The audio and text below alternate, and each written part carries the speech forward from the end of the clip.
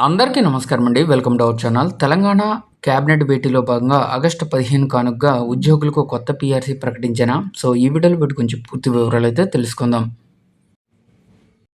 So, Telangana cabinet సమావేశంలో భాగంగా తీసుకోబోయే సంచలన నిర్ణయాలైతే ఒకసారి చూద్దామండి. సో, యాక్చువల్‌గా గత 2 మంత్స్ బ్యాకే అతి త్వరలోనే పీఆర్సీ పే స్కేల్స్‌ని ప్రకటిస్తాం. కొత్త పీఆర్సీ కమిటీ ఇచ్చిన రిపోర్ట్ తెప్పించి తద్వారా పే స్కేల్స్‌ని ఇంప్లిమెంటేషన్ చేస్తామని సీఎం రేవంత్ రెడ్డి గారు స్పష్టంగా చెప్పారు. అయితే ఆగస్టు 15 కానుకగా ఉద్యోగులకి సంబంధించి ఏమైనా తీపి కబురు అందుతుందా అనే చర్చ ఉద్యోగ వర్గాల్లో మొదలైంది. అయితే ఈరోజు తెలంగాణ రాష్ట్ర మంత్రివర్గం సమావేశం కాబోతుందండి ఉదయం 10:30 అయితే ఈ సమావేశంలో భాగంగా భూ సమీకరణ, ల్యాండ్ పూలింగ్ కొత్త విధానం, సంక్షేమ పథకాల విస్తరణ, అసెంబ్లీ ప్రత్యేక సమావేశం వంటి అంశాలపై కీలక నిర్ణయాలు తీసుకునే అవకాశం ఉందని అధికార వర్గాలు చెప్తున్నాయి.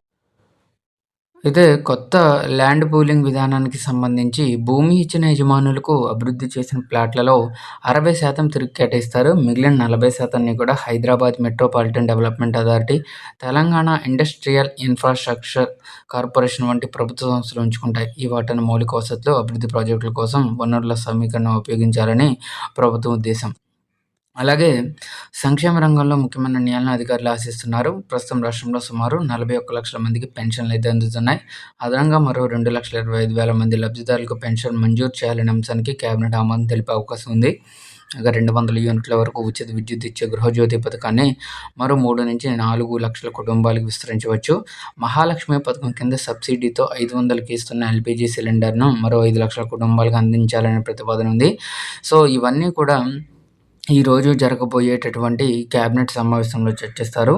సో, ఫైనల్‌గా ఉద్యోగులకి సంబంధించి మనకైతే ఇక్కడ అప్డేట్ లేదు కానీ, క్యాబినెట్ భేటీలో భాగంగా ఉద్యోగ వర్గాలకి సంతృప్తిపరిచే విధంగా ఏమైనా కీలక నిర్ణయాలు ప్రకటించే అవకాశం అయితే ఉంది.